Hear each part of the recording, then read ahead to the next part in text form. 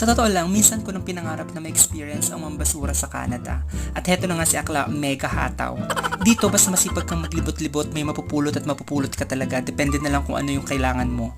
Iba't ibang klaseng mga gamit sa bahay ang makikita mo sa labas ng mga bawat bahay. May cabinet, ultimo dryer ng damit, mga containers, etc. Ay, free! Ay, free! Oh my God! Kukunin ko to. Ano ba to, free? Ay, kukunin ko to.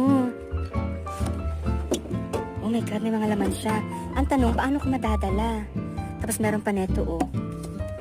Parang massage chair. Oh, kainis. Katulad neto, itatapon na yung cabinet. Nakausap ko na yung may-ari ng bahay na kukunin namin yan. Tapos meron ding dryer ng damit, pero syempre meron na kami nun. So hindi na namin siya kukunin. Dito kasi mas nanaisin nilang ipamigay kaysa itapon kasi pag pinatapon nila, especially yung mga bakal, sila pa kasi yung